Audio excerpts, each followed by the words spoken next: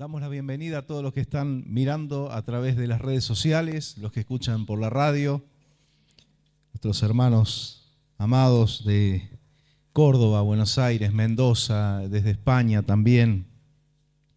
Y desde donde estén mirando los bendecimos en el nombre de Jesús. Amén. Denle fuertes aplausos al Señor.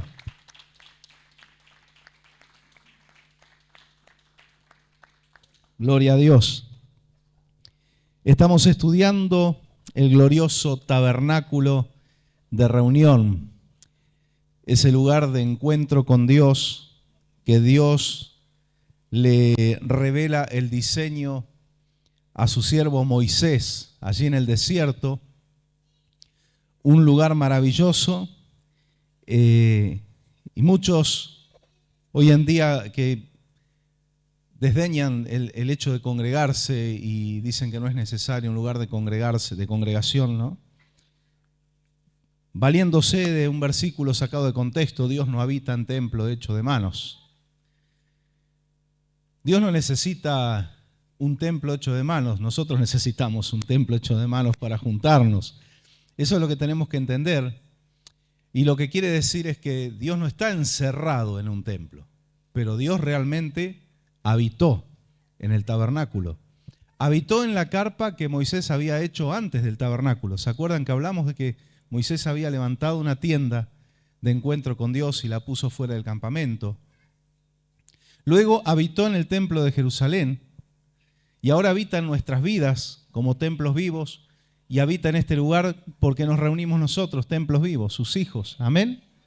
Y Él está en este lugar y Él está en cada lugar donde sus hijos, con un corazón sincero, se reúnen para adorarle, para alabarle y para estudiar su palabra, para escuchar su voz. El Señor está. Así que Él no está encerrado aquí, pero Él está aquí. Amén. Eso tenemos que entenderlo. Él está aquí. Ese tabernáculo que cuando llegan a la tierra de Canaán y por fin empiezan a conquistar la tierra, pasan el Jordán, ya bajo el liderazgo de Josué, hijo de Nun, y empiezan a repartirse las tierras entre las tribus. Y ese tabernáculo no entró inmediatamente en desuso. Ese tabernáculo, allá por Josué, capítulo 18, versículo 1, dice que cuando llegan a la tierra y se establecen, lo arman en Silo. Y el tabernáculo estuvo mucho tiempo ahí en Silo. Y funcionaba ahí hasta que por culpa del pecado, como siempre, ¿no? Siempre el pecado trayendo problemas. Por culpa del pecado, los filisteos capturan el arca y toda esa historia, ¿no? Después tuvieron que devolverla con ofrendas porque Dios envió una maldición a los filisteos. Después se arma allí en Gabaón, en un lugar alto. Y así después el arca del pacto va a otro lugar y de allí David la trae a Jerusalén. Y ya sabemos el acto fallido de David, ¿no? Por no traerla de la forma que Dios lo había diseñado. Queda en casa de Obed-Edom 3 meses y Dios bendice la casa de Obed-Edom en todo. Y eso nos da tanto gozo porque la presencia de Dios, si está en nuestra casa, va a bendecir nuestro hogar. Amén. Va a traer bendición en nuestro hogar. Y luego David logra traerla a Jerusalén, tiene el anhelo, el deseo de parte de Dios de construirle una casa al Señor. Él reflexiona en esto, dice, nosotros vivimos en casas artesonadas, ya estamos establecidos y todavía el arca del pacto está morando en una tienda. Y tiene este sentir en su corazón, ya sabemos que Dios no le permite a él hacerlo, pero sí a su hijo Salomón. Pero no obstante, David no lo pudo hacer. Él juntó ofrendas de las conquistas que él hacía. Él juntaba en los tesoros para la casa del Señor. Despojado de todo individualismo y todo egoísmo. Porque él podría haber dicho, bueno, si lo va a hacer Salomón, yo no puedo. Él se arreglará con el Señor y que él se encargue, ¿no? Y seguro Dios lo iba a ayudar a Salomón, pero no era así el corazón de David. Él dijo, yo voy a juntar todo lo que pueda y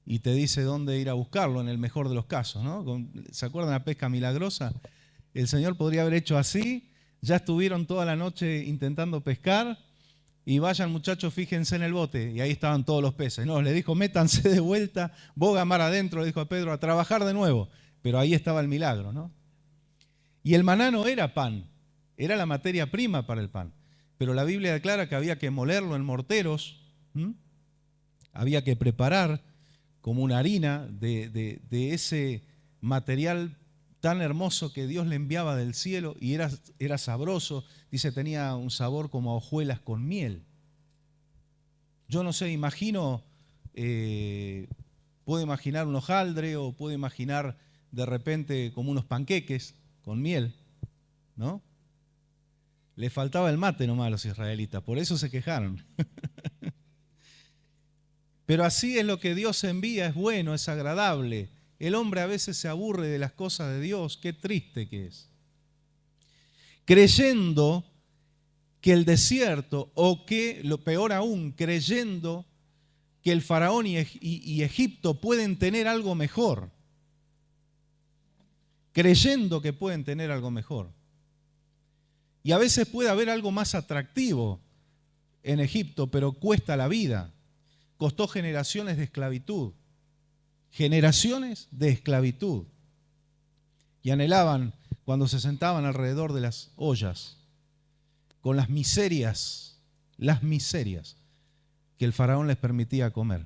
Ahora eran libres, había que bancarse el desierto, pero eran libres. E iban camino a una tierra donde fluye leche y miel. Amén. Una tierra que después de muchos años quedó desierta por el pecado. El Señor lo dice, ustedes con el pecado dejaron tras sí una tierra desértica. Israel era mucho más fértil antes, pero ahora está en un proceso de restauración. Está en un proceso de restauración. Fíjense ustedes, tierra que fluye leche y miel. Israel, que es un país tan pequeñito, vamos a hablar en proporción, ¿sí? Se entiende, en proporción, es uno de los más grandes productores de leche. ¿Qué le parece a usted? Y tienen otro fuerte, que es la miel, pero no la miel de abejas, la miel de dátiles, la que comía Juan el Bautista. Miel de dátiles. Y es uno de los frutos sagrados, de los 7 frutos sagrados. Esto no, aparte, ¿no?, del estudio, pero si lo quiere anotar, después lo lee en su casa, Deuteronomio 8:8. Ahí está el listado de los 7 frutos sagrados de Israel. Ahí está la oliva, ahí está la vid, está la granada, claro, las higueras, los dátiles, y todo eso, ¿no? Los 7 frutos sagrados. Deuteronomio 8:8. Ahí están los frutos sagrados, que hasta el día de hoy así lo consideran los judíos. Motivo de gratitud al Señor, símbolo de provisión. Les cuento un dato de color. ¿Saben que el Ministerio de Agricultura, de Producción de Israel, ¿sabe qué símbolo tiene el ministerio hoy en la actualidad? No. 2 hombres llevando un racimo gigante en un palo. ¿Qué les parece? ¿Qué encontraron los espías? Frutos enormes, una tierra muy fértil. Y ese es el símbolo que tiene el Ministerio de Agricultura de Israel. Volviendo al tabernáculo.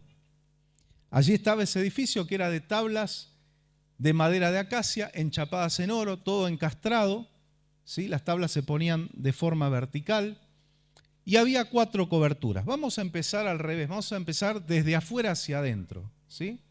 Lo práctico. A ver, las 4 coberturas tenían símbolos, significados, pero lo práctico es que los materiales impermeables iban por arriba. Estoy con la garganta, no sé, hermana, si quiere. Bueno, tiene fe la hermana. Está bien, bien caliente como para que me cure así de una. Sí. Fíjense ustedes, tenía piel de tejón por arriba. Es un cuero impermeable y ya después tenemos un apartado especial con este bicho, con el tejón. Ya lo vamos a estudiar porque tiene todo un mensaje. Piel de tejón, después abajo había otro cuero que era la piel de carnero teñida de rojo. Ahí tenemos materiales para impermeabilizar y que no pase el agua, en el caso que hubiera alguna temporada de lluvia. Recuerden que ellos marcharon el año completo en el desierto. Primavera, verano, otoño, invierno. Así que las temporadas de lluvia también la tuvieron que pasar. Después había una cobertura por debajo de estas dos. Dijimos piel de tejón, ¿sí? Piel de carnero, pelo de cabra. A mí me suena, no sé a usted qué le parece, que era un aislante térmico. ¿Qué le parece a usted? Materiales impermeables, aislante térmico, claro. Exacto, la lana de vidrio de esa época. Y por debajo estaba lo visual, lo bello, lo bonito, que era el lino fino. Pero no era solo el lino fino, que tiene su significado también, sino que tenía trabajo artístico, había bordados, había querubines bordados y había hilos de diferentes colores, los colores que ya los vimos, los colores que Dios dictaminó que tenían que ser. Y antes de leer la palabra sobre esto, saben que ahí mismo en Silo, ahora en la actualidad, ahora, levantaron una réplica del tabernáculo. Según ellos, con las medidas exactas que están en la Biblia, las coberturas le hicieron de cuero, no cuero de piel de tejón, pero cuero vacuno, para que se vea similar. Y dicen que no de vacas de Israel. Y me suena que son de vacas de Argentina porque los judíos son dueños de muchos frigoríficos aquí en el país. Y se llevan la carne para allá. No sé por qué me huele que son de acá esas vacas. Sí. Pero dice que no encontraron... Miren lo que es la obra del Señor y cuando Dios da la gracia. ¿Por qué dice que Dios le dio unción a los artesanos, a los orfebres, para hacer esa obra maravillosa? Dice que hoy, en la actualidad, año 2020, ¿sí? Quisieron hacer una menorá de oro puro, la menorá es el candelabro, de oro puro de una sola pieza, como Dios le mandó a hacer a ellos para el tabernáculo, y no pudieron. No les salió. Tuvieron que dividirlo al menos en dos piezas, pero no pudieron hacerlo de una sola pieza. Y ellos en esa época lo pudieron hacer. Buscaron especialistas que trabajen con las telas y los hilos de la forma que Dios había mandado a Moisés, que hicieran los recamados y todo ese trabajo, obra primorosa, dice en una parte. No hay en Israel uno que pueda hacer eso. Tuvieron que publicarlo en Google, tuvieron que publicarlo para que se vea en todo el mundo que necesitaban alguien experto en el telar que pudiera hacer esos trabajos. ¿Quién responde? Una hermana nuestra en la fe. Ellos dicen un cristiano evangélico, una mujer evangélica de Sri Lanka. Y dice, yo sé hacer ese trabajo. Ellos le enviaron todas las especificaciones, cómo había que hacerlo. Yo lo puedo hacer.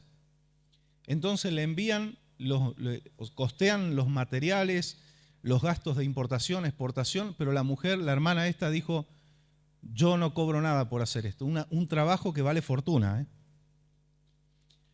Vale fortuna. Dijo, yo no cobro nada. Y le dijeron desde Israel, no, nosotros queremos pagar. ¿Por qué no quiere cobrar su trabajo? Dice, lean en Éxodo. Cuando Dios le dice a Moisés que pida ofrenda y dice que el pueblo de forma espontánea y de corazón ofrendó para el tabernáculo. Dijo, yo quiero dar mi ofrenda al tabernáculo. Y no solo eso, sino que les hizo también el velo que va separando el lugar santo del lugar santísimo. Y lo envió a Israel. Así que ahí está en Silo. Está como en el tiempo cuando se estableció el pueblo en Canaán, está la réplica del tabernáculo. Maravilloso, ¿no? Qué cosas tan lindas. Bien, dijimos, empezamos por las capas de afuera. Era todas las paredes de madera enchapada en oro y las coberturas, una especie de carpa. Usted imagínese, use la imaginación, ¿no? Las coberturas. La que estaba por afuera. Y piel de tejón. ¿Qué es la piel de tejón o qué simbolizaba la piel de tejón? Simboliza algo sin atractivo, porque no era lindo. Uno miraba de afuera y decía, la cobertura esa parecía una carpa de los beduinos. Hoy hasta el día de hoy los beduinos están en medio del desierto cuidando las cabras y las ovejas y tienen como unas carpas así de pieles. No, era algo sin atractivo. Esa era la cuarta cubierta del tabernáculo, mirando desde adentro hacia afuera. Y eso simboliza, de alguna forma, recuerden lo que dijimos, este concepto, Jesús está ilustrado, ahí está, miren qué lindo que está, para que lo puedan ir visualizando. Jesús está allí escondido en el tabernáculo. ¿Y qué vemos en la piel de tejón? Vemos la naturaleza humana de Jesús. La parte humana. Isaías 53:2. ¿Tenés la 60, no? Sí. Bien, buenísimo. Isaías 53:2.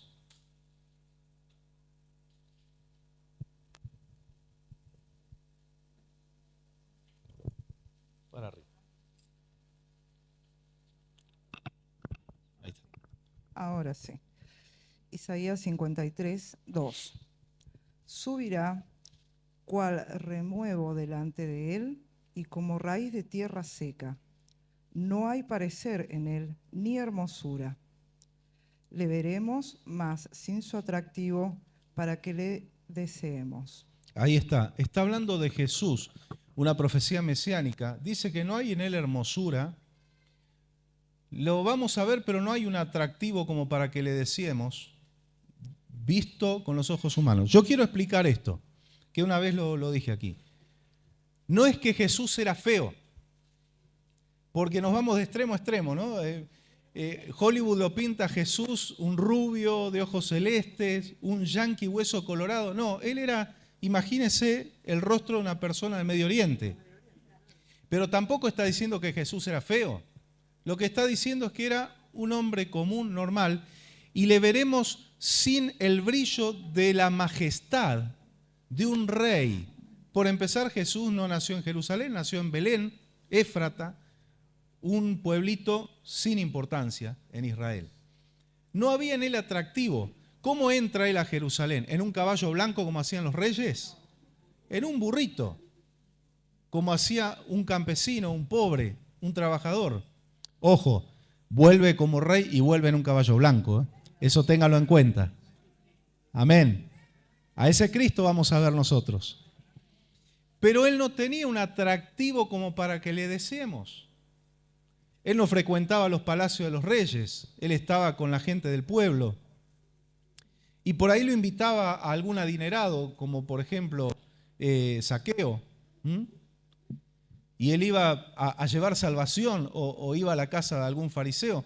Pero no había un atractivo en él en cuanto a lo humano. Y repito esto, no quiere decir que Jesús era feo, sino que no mirábamos a Jesús, si lo viéramos hoy, su naturaleza humana, un hombre más de allí, de aquella zona.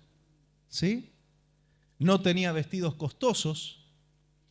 Y algunos dirán, no, pero Jesús cuando fue a la cruz, su túnica no la rompieron en cuatro, sino que echaron suerte porque era costosa. No era esa túnica de él. Acuérdese que esa túnica se la puso Herodes para burlarse de él. Es decir, acá está el rey de los judíos, jajaja, y le puso una túnica. Y no se la reclamó porque Herodes tendría un guardarropa frondoso. Entonces no necesitaba, se la dejó. Y los soldados dijeron, esto vale fortuna, ¿no? Vamos a echar suerte, como dice el Salmo. Sobre mis ropas echaron suertes. Así que esa es la naturaleza, la piel de tejón, la naturaleza humana de Jesús sin atractivo. Lo podemos ver en Éxodo 36, 19.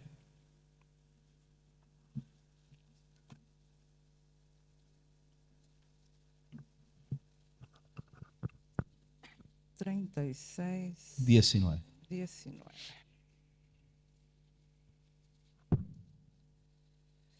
E hizo para la tienda una cubierta de pieles de carneros teñidas de rojo y otra cubierta de pieles de tejones encima.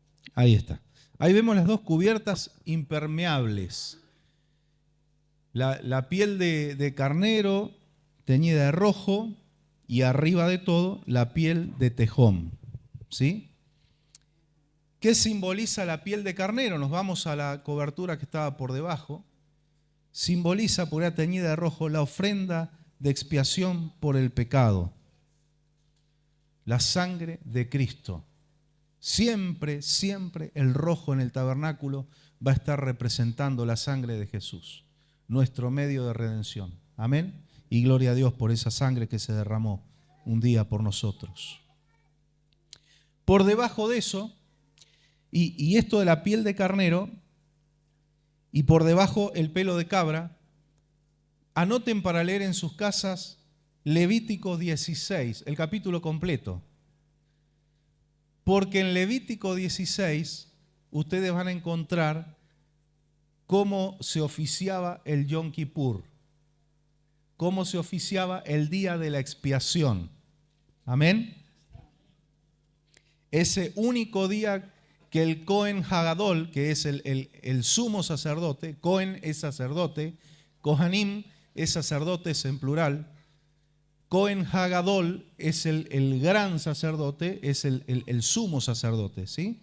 Una vez al año entraba al lugar santísimo, ¿se acuerdan? Nadie más podía hacerlo.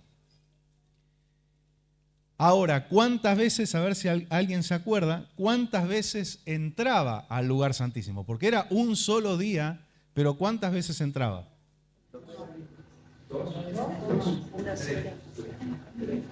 Dos veces, una vez por él y otra vez por el pueblo. Dos veces. Él entraba, hacía expiación por él, por su familia, salía, tenía que hacer un sacrificio. Una vez dimos el detalle que está muy bueno, el paso a paso del Yom Kippur. Y tenía que volver a entrar con sangre nuevamente a hacer expiación por el pueblo. Amén. Y luego salía y se cambiaba porque usaba unas vestiduras especiales para entrar al lugar santísimo. Así que no entraba una vez, entraba dos, pero un solo día al año que era el día del Yom Kippur, el día de la expiación. Todo ese detalle está en Levítico 16. Así que en Levítico 16 encontramos el significado de la piel de carnero teñida de rojo, la ofrenda de expiación por el pecado. El pelo de cabra, Jesucristo como chivo expiatorio por nuestros pecados. Miren cómo Jesús está allí. La obra redentora, el evangelio está allí en el tabernáculo. Jesucristo como chivo expiatorio por nuestros pecados. Ahí van a encontrar, ¿se acuerdan que había dos animales y había que echar suertes? Uno decía que era a Jehová y el otro a Azazel. El que resultaba en... ¿Por qué se echaban suertes? Porque todavía no había venido el Espíritu Santo. Entonces se echaba suertes para ver, y dice la palabra que las suertes se echan sobre el regazo o sobre la mesa, pero el veredicto es de Dios. Era la forma en que Dios guiaba. Ya vamos a ver lo que era el Umim y el Tumim. Está buenísimo, hay mucho misterio allí. El que resultaba a Jehová, ¿qué se hacía con ese animalito? Ese iba al sacrificio. Y el que resultaba para soltar en el desierto, ¿qué hacía el sacerdote? Ponía las manos sobre la cabeza de ese animalito, confesaba todos los pecados del pueblo y lo soltaba al desierto. Estudiando un poquito lo que es Azazel, puede ser el mismo Satanás o un demonio principal, de los principales, Azazel. Podemos encontrar algo de eso, pero no lo tenemos nosotros, el libro de Enoc, pero es otro tema, ¿no? Y usted dice, ¿cómo? ¿Un animalito se lo soltaban al diablo? ¿En manos de quién quedó Jesucristo cuando a él lo azotaron, lo insultaron y lo mataron? El Padre lo dejó en manos del enemigo. Y Jesús lo dijo, no es una ocurrencia mía. Él dijo, la hora de las tinieblas ya ha llegado. Esta es la hora de ustedes. Cuando lo venían a buscar para llevarlo prisionero. Ya llegó la hora de las tinieblas. Obviamente, todo bajo el supremo control de Dios. No es que Satanás hizo lo que quiso. Jesús se entrega. Dice, acá estoy. Soy el sacrificio. Pero después baja allí a las profundidades al infierno y se le para de manos al diablo. Y al espíritu de la muerte. Y arrebata las llaves de la muerte, las llaves del abismo, y le hizo un desastre. ¿Saben lo que fue Jesús? Perdonen la comparación, pero Jesús hizo como un caballo de Troya. Para los que conocen la historia. Él dijo, nadie me quita la vida, yo pongo mi vida. Pero él se entrega. Satanás se desquita con Jesucristo en la cruz, pero Jesucristo se le va a sus dominios y le hace un desastre. Y le genera una ruina tal que le perdura por toda la eternidad a Satanás. Lo venció, fue derrotado en la cruz del Calvario. Dice que Satanás, todos los demonios, todos los principados, Jesucristo los expuso públicamente triunfando sobre ellos en la cruz del Calvario. Él es el gran vencedor. Denle un aplauso a Jesús, Él lo merece. Amén.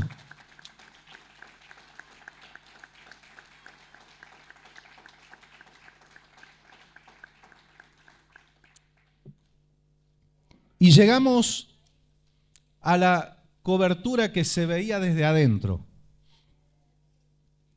La parte bonita, el lino, la pureza y la santidad de Jesús. Por fuera, ¿qué veíamos? Un hombre común del pueblo. Pero el que conoció a Jesús por dentro, ya no vio la piel de tejón. Vio esa obra de arte. Por eso cantamos. Uno puede decir, ¿y por qué cantamos, pastor? La belleza de mi Señor nunca se agotará. ¿Saben por qué? Y le doy gracias al Señor por su gracia y su misericordia, porque nosotros no estamos viendo el tabernáculo de afuera, nos metimos adentro. Nosotros vimos la belleza de Jesús. Nosotros descubrimos la belleza del Señor. Por fuera el pueblo podía ver la piel de tejón, pero cuando entraban los sacerdotes decían, wow, qué hermosura, todo ese dorado del oro, la luz de la menorá reflejado en el oro, esa calidez y esa belleza mirando hacia arriba. ¿Sabe por qué? Porque si usted quiere descubrir la hermosura del Señor, tiene que mirar para arriba. Hay que levantar la mirada al cielo. Mucha gente no encuentra a Dios porque no levanta la mirada al cielo. Y descubre la piel de tejón nada más. Gloria al Señor.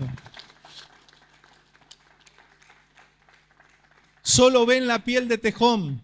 Solo ven a un gran maestro que existió en Israel. En el mejor de los casos, algunos ven un profeta, como los musulmanes. Fue un profeta más, ¿sí?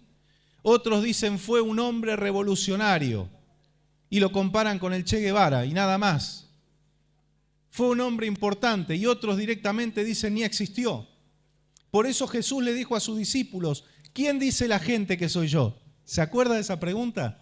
Qué hermoso, ¿no? Cómo está todo conectado. ¿Quién dice la gente que soy yo? Y muchos ven la piel de tejón nada más. Pero dijo, ahora ustedes, ¿qué piensan ustedes? ¿Qué dicen ustedes que soy yo? Y ahí Pedro salió diciendo, tú eres el Hijo de Dios. Pedro había visto el lino fino, Pedro había visto los querubines, Pedro había visto la gloria. Gloria al Señor, gloria a Jesús. Aleluya. El tremendo privilegio que nosotros tenemos, porque hoy no somos el pueblo que se queda en el atrio. Amén. El que se queda en el atrio es porque quiere. Y no estoy diciendo nada de los porteros. Ellos están sirviendo a Dios. Estoy hablando en el sentido espiritual. Y en el sentido físico, el que no viene a la casa de Dios sí puede hacerlo. Porque ahora tenemos todo derecho a meternos adentro del santuario. Y es más, no solo al santuario, al lugar santísimo.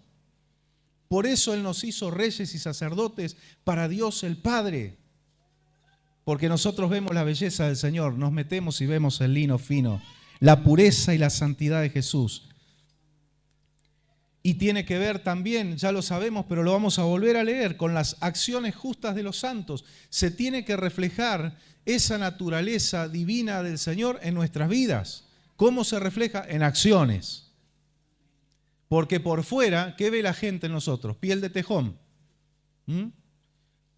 Seres humanos, corrientes. Pero cuando nos conocen, nos escuchan hablar, nos ven actuar, tienen que ver el lino fino, tienen que ver las acciones justas, tienen que ver a Jesús en nosotros. Amén. Apocalipsis 19, Apocalipsis capítulo 19, versículos 7 y 8. Gocémonos y alegrémonos y démosle gloria, porque han llegado las bodas del Cordero y su esposa se ha preparado. Amén. ¿Cuántos dicen amén? Amén. Y a ella se le ha concedido que se vista de lino fino, limpio y resplandeciente, porque el lino fino es las acciones justas de los santos. Amén. La justicia, la santidad. Amén. El lino fino, eso se ve por adentro del tabernáculo. Y esto es figura de Cristo, pero volvemos a un concepto que no hay que olvidar. También es figura del creyente. Amén. Figura del creyente. Gracias al Señor. Bien. Vamos ahora, estamos analizando colores y materiales, ¿sí? Todavía no entramos en el mobiliario. Vamos a las piedras preciosas. Piedra que allí, cuando leímos el primer pasaje en Éxodo 25, vimos que también pidió piedra de ónice y piedras preciosas. ¿Para qué eran? Para las vestiduras sacerdotales, para las sombreras y el pectoral. Y representaba a las 12 tribus de Israel. Ahora lo vamos a ver en la palabra. Yo voy a hacer una lectura en la Nueva Versión Internacional. Luego nuestra hermana también tiene varios pasajes para leer. Usted imagine, no sé si habrá por allí alguna foto, si no, no hay problema, sin compromiso, Fran, del sacerdote, del sumo sacerdote. Tenía la túnica blanca de lino. Por arriba de la túnica, ahí está. Esa otra vestimenta que parece un delantal era el éfod o el efod, ¿sí? El pectoral, que ahí está representado quizá un poco más grande como para que se vea, pero el pectoral en realidad tenía 20 centímetros por 20. Era un cuadradito así, como un cuadrito que tenía colgado acá el sumo sacerdote. Un cinto con hilos de oro y demás, cadenitas de oro que agarraba las hombreras al pectoral. Esas dos piedras que se ven ahí a los costados, el Urim y el Tumim, que también lo tenía que llevar en el pecho el sacerdote. Lo vamos a ver a Cristo ahí también. Éxodo 28, yo lo voy a leer en la NBI, versículos 6 al 21. Éxodo 28, 6 al 21 dice: el éfod se bordará artísticamente con oro, púrpura, carmesí, escarlata y lino fino. En sus dos extremos tendrá hombreras con cintas para que pueda sujetarse. El cinturón bordado con el que se sujeta el éfod deberá ser el mismo material, es decir, oro, púrpura, carmesí, escarlata y lino fino. Y formará con el éfod una sola pieza. Toma 2 piedras de ónice y graba en ellas los nombres de los 12 hijos de Israel, por orden de nacimiento. Miren qué específico, ¿no? Por orden de nacimiento. 6 nombres en una piedra, 6 nombres en la otra. Ustedes vayan imaginando, en los hombros del sacerdote estaban los nombres 6 y 6 de las 12 tribus de Israel. ¿Sí? Un joyero grabará los nombres en las 2 piedras como los orfebres graban sellos, y engarzará las piedras en filigrana de oro. Dicen que el traje del sacerdote vale, no sé, valen millones de dólares, ¿eh? Y en Israel el Instituto del Templo ya los tiene preparados. Fortuna vale eso. Eso nos habla también cómo Dios había bendecido a su pueblo. Y dice, y la sujetará a las hombreras del éfod, y así Aarón llevará en sus hombros los nombres de los hijos de Israel para recordarlos ante el Señor. Los nombres de las tribus de Israel sobre los hombros del sacerdote. Guarde esto en su corazón. Versículo 13. Haz también engastes en filigrana de oro y 2 cadenillas de oro puro a manera de cordón para fijar las cadenillas en los engastes. El pectoral. El pectoral para impartir justicia lo bordarás artísticamente con oro, púrpura, carmesí, escarlata y lino fino. Como hiciste con el éfod, será doble y cuadrado de 20 centímetros de largo por 20 de ancho. Así, un palmo. Sí, exacto. Engarzarás en él 4 hileras de piedras preciosas. En la primera pondrás un rubí, un crisólito y una esmeralda. En la segunda fila dice una turquesa, un zafiro y un jade. La tercera fila, un jacinto, un ágata y una amatista. Y en la cuarta, un topacio, un ónice y un jaspe. Y engárzalas en filigranas de oro. Deben ser 12 piedras, una por cada uno de los 12 hijos de Israel. Cada una de las piedras llevará grabada como un sello el nombre de una de las 12 tribus. ¡Qué hermoso!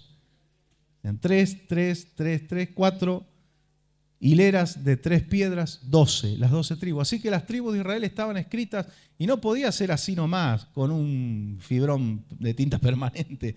Había un joyero, un orfebre tenía que grabar de forma tan prolija. En las piedras del pectoral, en cada una el nombre de cada uno de los hijos de Israel, de las tribus, de las 12 tribus, y aquí en las sombreras, en piedra de ónice, yo imagino que era un traje pesado, ¿no? En piedra de ónice, 6 y 6.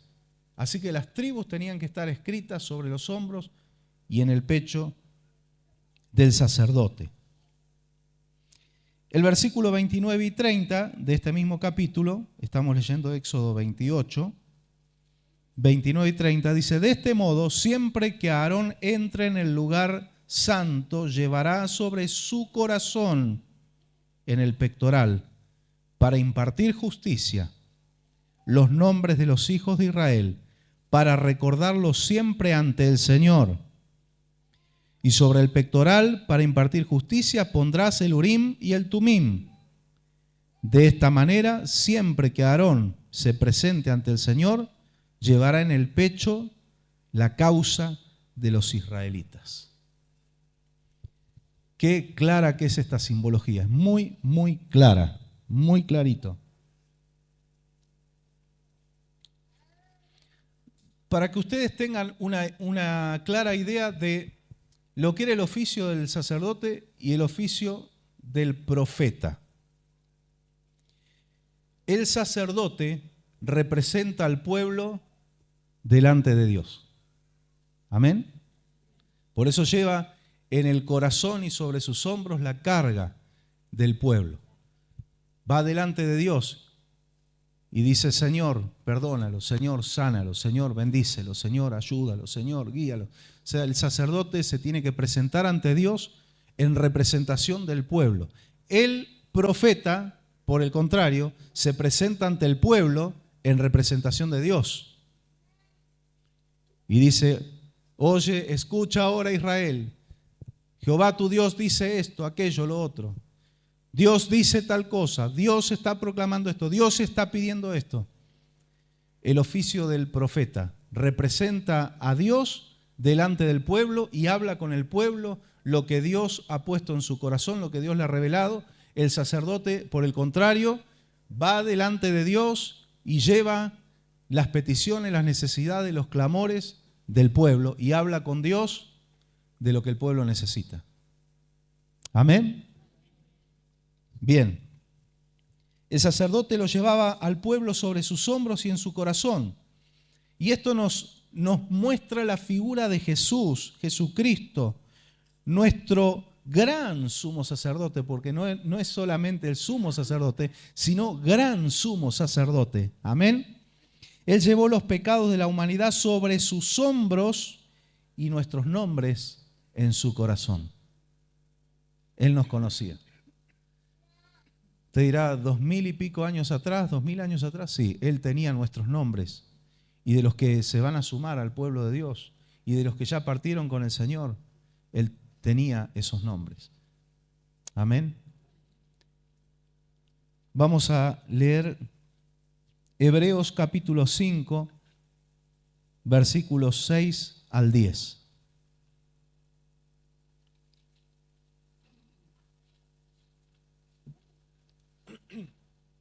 Hebreos capítulo 5, versículos 6 hasta el 10 inclusive. Dice, como también dice en otro lugar, tú eres sacerdote para siempre, según el orden de Melquisedec. Y Cristo, en los días de su carne, ofreciendo ruegos y súplicas con gran clamor y lágrimas al que le podía liberar de la muerte, fue oído a causa de su temor reverente. Y aunque era hijo, por lo que padeció, aprendió la obediencia, y habiendo sido perfeccionado, vino a ser autor de eterna salvación para todos los que le obedecen. Y fue declarado por Dios sumo sacerdote según el orden de Melquisedec. Amén. Gloria a Jesús. Gloria al Señor. Él fue y llevó nuestros nombres en su corazón y sobre sus hombros. Él llevó la cruz sobre sus hombros. Amén. Pero esa cruz la teníamos que haber llevado nosotros. Hebreos capítulo 9, desde el versículo 24 al 28. Porque no entró Cristo en el santuario hecho de mano, figura del verdadero, sino en el cielo mismo, para presentarse ahora por nosotros ante Dios. Y no para ofrecerse muchas veces, como entra el sumo sacerdote en el lugar santísimo cada año con sangre ajena. De otra manera, le hubiera sido necesario padecer muchas veces desde el principio del mundo. Pero ahora, en la consumación de los siglos, se presentó una vez para siempre por el sacrificio de sí mismo para quitar de en medio el pecado. Amén. Y de la manera que está establecido para los hombres que mueran una sola vez y después de esto el juicio, así también Cristo fue ofrecido una sola vez para llevar los pecados de muchos y aparecerá por segunda vez, sin relación con el pecado, para salvar a los que le esperan. Amén. Gloria al Señor Jesús. Gloria a Jesús. ¿Vieron ese detalle, no? No entró en el tabernáculo, en el santuario hecho de mano, figura del auténtico, del que está en el cielo. Figura del que está en el cielo. Sino que entró directamente en el tabernáculo del cielo, llevando delante del Padre la ofrenda no de animales, sino la de su sangre. ¿Se acuerdan cuando veíamos que Jesucristo no solamente ofició de gran sumo sacerdote, sino también de cordero? El sumo sacerdote llevaba la sangre ajena, sangre de animales que eran sacrificados, pero Jesucristo llevó la propia. La propia. Miren qué gran diferencia. Por eso dice que Él no es como el oficio humano del sumo sacerdote que tenía que entrar todos los años en el día de Yom Kippur con las ofrendas, sino que Él entró una sola vez y para siempre. Por eso el maná en el desierto, el maná, el pueblo de Israel podría haber comido maná toda la vida y no le faltaba un nutriente, no le faltaba una vitamina, no le faltaba una proteína, no le sobraba nada, no le subía el azúcar, no le subía la presión ni el colesterol. Era un alimento completo, perfecto, tenía todo kosher, ¿sí? Un alimento kosher, que quiere decir completo, apto, ¿sí? Era un alimento perfecto para que ellos tuvieran vida y tuvieran salud. Amén. Por eso el enojo del Padre cuando el pueblo desprecia el maná.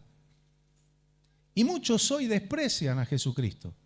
Sí, Jesús, pero además tal y tal y tal y tal cosa. No podemos poner complementos a la salvación.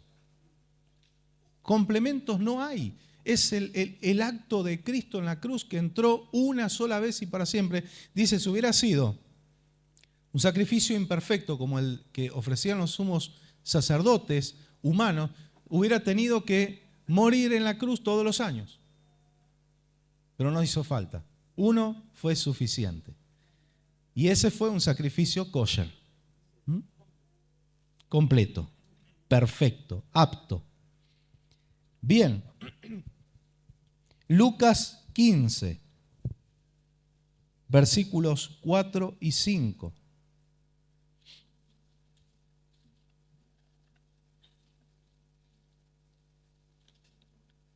Evangelio según San Lucas, capítulo 15, versículos 4 y 5.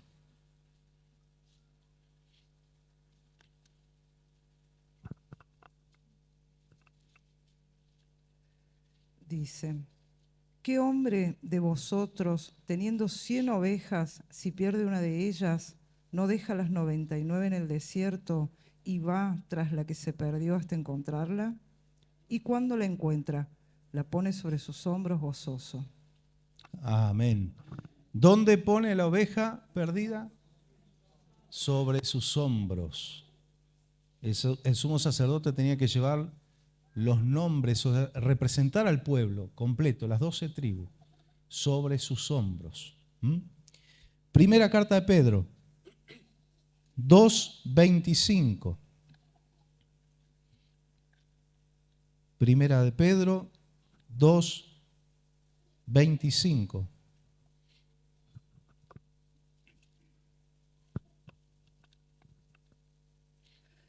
Porque vosotros erais como ovejas descarriadas, pero ahora habéis vuelto al pastor y obispo de vuestras almas.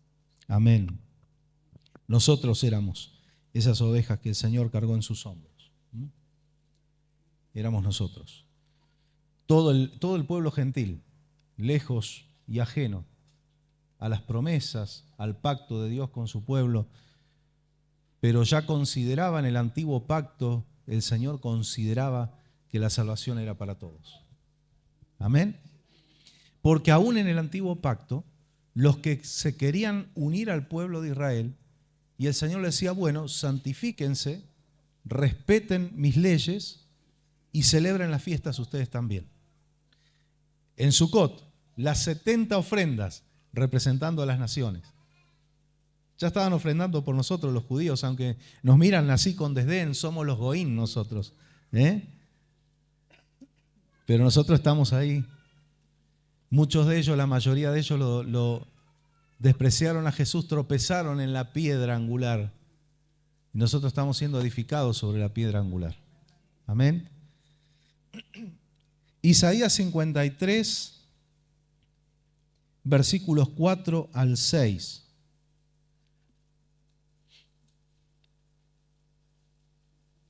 Isaías 53, del 4 hasta el 6, inclusive. Ciertamente llevó él nuestras enfermedades y sufrió nuestros dolores, y nosotros le tuvimos por azotado, por herido de Dios y abatido. Mas él herido fue por nuestras rebeliones, molido por nuestros pecados. El castigo de nuestra paz fue sobre él, y por su llaga fuimos nosotros curados. Gloria al Señor Jesús. Él realmente se cargó el peso sobre sus hombros y nos llevó en su corazón, ¿no? Amén. De hecho, dice, hay una explicación científica de por qué Jesús, cuando el soldado le clava la lanza en su costado, dice, sale sangre y agua, y tiene una explicación médica eso. Dicen que literalmente el corazón de Jesús explotó dentro de él. Y hay un salmo que dice, mi corazón se derrite dentro de mí. David profetizó muchas veces sobre el Mesías. Él profetizó que su cuerpo no iba a haber corrupción. Él profetizó de que sus huesos no iban a ser quebrados. Y esto también lo atribuyen como una profecía mesiánica de David. Y es muy probable que así haya sido. Por eso el suero se separa del resto de los componentes de la sangre. Esa fue el agua que mojó al soldado cuando le clavó la lanza. Él se puso de verdad el pectoral, y nos llevó ahí. Puso nuestros nombres ahí. ¿Cómo no adorarle al Señor? ¿Cómo no servirle? Versículo 6. Sí. Todos nosotros nos descarriamos como ovejas, cada cual se apartó por su camino, mas Jehová cargó en él el pecado de todos nosotros. Amén. El Padre lo cargó en él. Su pueblo, y cuando yo hablo de su pueblo y hablo de las 12 tribus, usted ya tiene que estar imaginándose que ahora estamos nosotros ahí, porque también fueron 12 los apóstoles, representando a la iglesia neotestamentaria, ¿sí? Y nosotros estamos edificados sobre el fundamento de los apóstoles, cuyo fundamento era ¿quién? Jesucristo. Amén. Así que estamos ahí también. Usted imagine su nombre en una piedra preciosa. Tiene para elegir acá la que más le guste, todas muy bonitas, todas muy costosas. Su pueblo estaba representado en piedras preciosas y eso nos habla a nosotros de cuánto valemos para Él. ¿Podría el Señor haberle dicho a Moisés, agarrar unas tablillas de arcilla como hacían los babilonios para escribir en tablillas de arcilla, que era más fácil, ¿no? Agarrar una tablita de 20 por 20 y anotar que un escriba registre los nombres de las 12 tribus de Israel. No, dijo piedras preciosas y encima el soporte era algo maravilloso, lo que era el éfod, la tela, con todos esos colores, con hilo de oro y demás, representados en piedras preciosas. El precio que nosotros tenemos. Isaías, esto se lo voy a leer yo en la NBI 43, versículos 3 y 4. Isaías 43, 3 y 4. Dice, yo soy el Señor tu Dios. ¿Cuántos dicen amén? Si Él es tu Dios, el Santo de Israel, tu Salvador. Yo he entregado a Egipto como precio por tu rescate, a Cus y a Seba en tu lugar. Cus es Etiopía. A Cus y a Seba en tu lugar. A cambio de ti entregaré hombres, a cambio de tu vida entregaré pueblos, porque te amo y eres ante mis ojos precioso y digno de honra. Eso piensa Dios de ti. Eso piensa Dios de cada uno de nosotros. Por eso yo les prohíbo que digan soy pobre. El que tiene a Cristo no es pobre. Puede circunstancialmente en algún momento no tener dinero, pero no es pobre. Usted puede tener la billetera vacía, pelada, pero una tarjeta de crédito black adentro, que no tiene límites. ¿Qué le parece a usted? ¿Es pobre? No tengo el efectivo acá, pero tengo un potencial, tengo una cuenta que me respalda, que es la del cielo. Amén. Gloria a Jesús. Piel de tejón por fuera, lino fino por dentro. Qué maravilloso.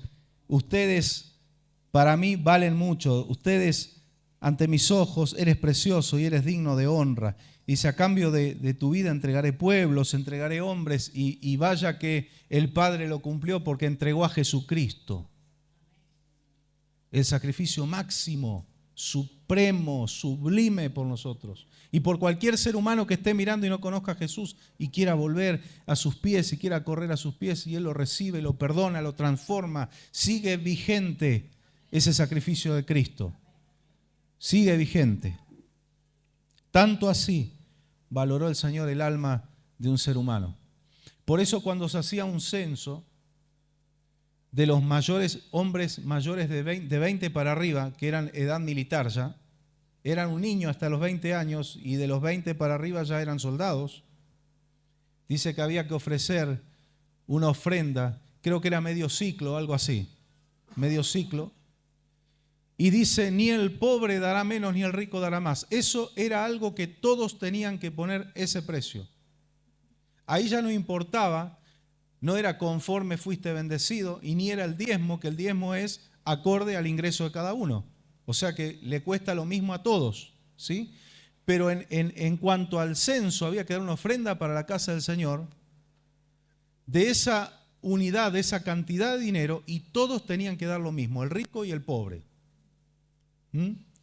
Eso ya está hablando del valor del alma. El valor del alma es igual. Ahí no hay diferencia. El Señor murió por todos. Después la diferencia la marcamos nosotros, con hechos y actitudes. Entonces ahí el Señor, ahí empiezan las diferencias válidas.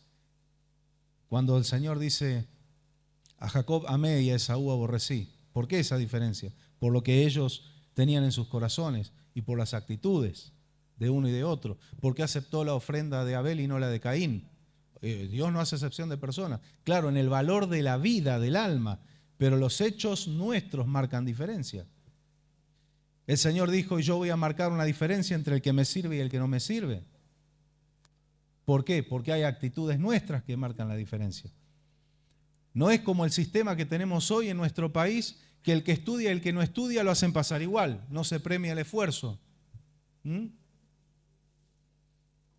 Y muchas otras mentiras y falacias que lo único que hacen es que el ser humano no se esfuerce, total, obtiene lo mismo que el que se esforzó. Y eso hace que el que se esfuerza un día se cansa y dice, no me esfuerzo más. No, ahí hay una diferencia. El Señor es algo, tenemos que tener bien en claro, es justo. Justo. Amén. Pero el alma humana vale más que todo el oro del mundo. Éxodo 19:5. Y vamos a ir terminando por esta noche porque no los quiero atorar. Vamos a seguir el otro miércoles con el pectoral, el Urim y el Tumim. Éxodo 19:5. Ahora pues, si diereis oído a mi voz y guardareis mi pacto, vosotros seréis mi especial tesoro sobre todos los pueblos, porque mía es toda la tierra. Amén. Vosotros seréis mi especial tesoro. Pero aquí ya aparece la condición. Todas las almas valen lo mismo, pero si ustedes guardan mi ley, guardan mi pacto, si ustedes guardan mis mandamientos, ustedes me sirven, me siguen, me temen, ustedes van a ser mi especial tesoro, le dijo a la nación de Israel, y hoy nos dice a todos, no importa la nacionalidad, pero todos los que aceptamos a Cristo en nuestro corazón y caminamos tomados de la mano de Él y obedecemos sus mandatos. Amén. ¿Obedecemos todos sus mandatos?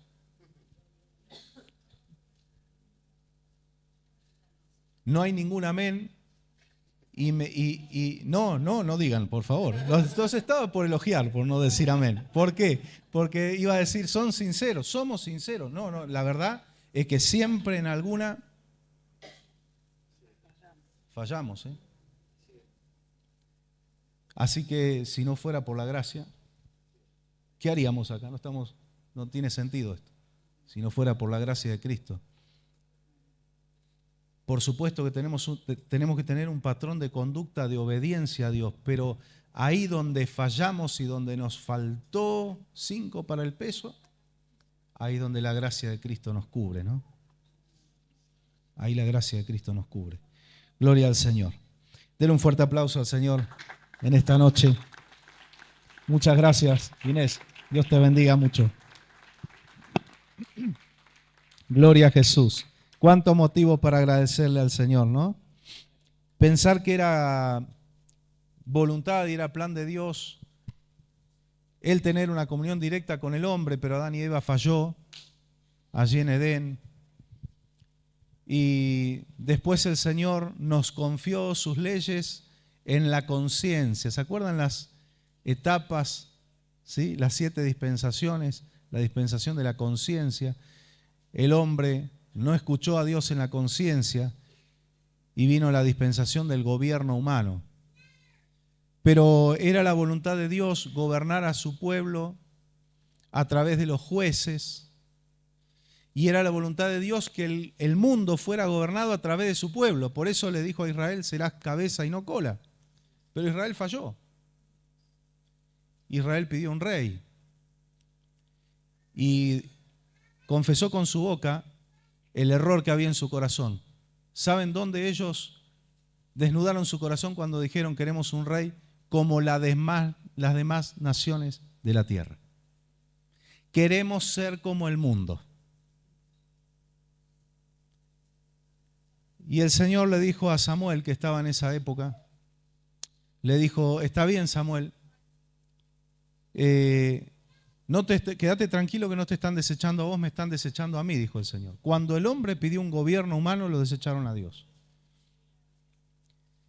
Pero dijo: advertiles, la misericordia de Dios siempre advierte, advertiles que el rey le va a cobrar impuestos, que el rey les va a sacar tributo de sus campos, el rey va a agarrar los mejores jóvenes de sus hijos y se los va a llevar a servir en el palacio. Advertiles el costo que va a tener el tener un gobierno humano. Entonces Samuel ante el pueblo le dice: miren, si ustedes quieren un rey, prepárense para esto. Y el pueblo enceguecido dijo: no nos importa, queremos un rey igual. Ok, el Señor dijo: vamos a darle un rey. Y hasta el día de hoy el hombre se queja de los gobiernos humanos. Nos quejamos de la corrupción, de la inoperancia, de la falta de sensibilidad y de un montón de cosas. Pasa a nivel nacional, mundial y a nivel individual cuando el hombre rechaza el gobierno de Dios y busca otras opciones. Vienen los problemas, sale caro. Por eso el Señor le dijo: si ustedes siguen mis leyes, ustedes me obedecen, ustedes van a ser un especial tesoro para mí sobre todas las demás naciones. ¿Y sabe qué? Yo quiero que imagine, y ya vamos a orar, pero imagine esto, que Israel hubiera obedecido y hoy Dios estuviera gobernando directamente, tratando con su pueblo Israel, e Israel impartiendo justicia al mundo. Sería una maravilla. El mundo sería una maravilla. Y algunos dirán: no, pero los judíos son bravos. No, son bravos sin Cristo. Pero si estuvieran realmente bajo el gobierno de Dios y ellos fueran la cabeza de naciones y gobernaran el mundo con dirección directa de Dios, mire, supera nuestra imaginación lo bien que podríamos estar. Pero bueno, es lo que el hombre ha elegido, ¿no? Siempre el ser humano eligiendo mal. Pero lo lindo de todo esto es que individualmente cada uno de los que estamos aquí y muchos que están mirando también hemos elegido a Cristo. Así que estamos bajo el gobierno de Dios. Estamos bajo el gobierno de Dios. Amén. Gloria a Jesús. Gracias, Señor. Gracias, Señor. Por eso, cuando nuestros gobiernos fallan, vamos a pedirle al Rey y Él no nos falla. Cuando nuestros gobiernos se transforman en estados fallidos porque no le pueden brindar lo básico al pueblo, nuestro Dios es un Dios de sobreabundancia. Amén. Cuando no hay nada en las arcas del Estado, las arcas del cielo están repletas. Gloria a Jesús. Gloria al Señor. Vamos a estar de pie, dándole gracias a Dios por este tiempo. Señor, te adoramos. Gracias por este privilegio enorme de poder compartir con mis hermanos, mis hermanas, reunidos aquí en tu casa. Señor, podemos tener comunión tan hermosa contigo y entre nosotros como familia de fe.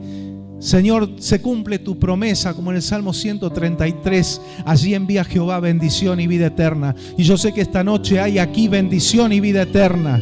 Y tú impartes bendición y vida eterna aún a los que están mirando por las redes sociales, los que están escuchando por la radio, los que van a mirar en estos días subsiguientes. Los bendecimos. La gracia, el poder, la unción de tu Espíritu Santo llegue a cada vida, a cada hogar, a cada corazón, con salvación, con restauración, con poder, con milagros, porque tú eres el mismo ayer, hoy, por los siglos. Gracias, Señor, porque tanto valemos para ti. Y tú prometiste en tu palabra honrarnos, Señor. Nos honras con tu presencia esta noche. Nos honras con tu presencia cada instante en nuestras vidas a través de tu Espíritu Santo. Nos honras con tus bendiciones, con tu provisión. Así que estoy seguro, Señor, de que en esta noche tú estás mirando las necesidades de mis hermanos. Y corremos ante ti, Señor, con todas nuestras peticiones, con nuestros temores, con nuestras inquietudes, con todo aquello que pueda causar estrés en nuestras vidas, pero en esta noche lo llevamos a tus pies y descansamos en ti, descansamos en tu fidelidad, dejamos todo a tus pies, encomendamos a ti nuestros caminos, confiamos en ti y tú harás. Gracias te damos, Señor. Acompaña a cada uno de mis hermanos en esta noche, que puedan llevar esta presencia hermosa a sus hogares, esta gloria se manifieste en sus vidas, en sus familias, y tú les proveas sobreabundantemente todo lo que necesitan, en el espíritu, en la salud y en las finanzas. Abre las puertas que son imposibles, pero tú las puedes abrir. Tú puedes quebrantar cerrojos de bronce, Señor, en favor de tu pueblo.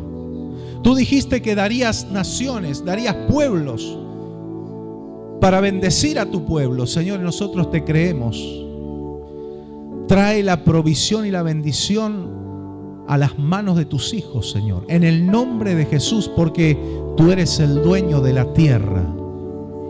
Tú eres el dueño de la tierra, Señor, y eres el dueño de los cielos y del oro y de la plata y de nuestras vidas, Señor. Gracias te damos.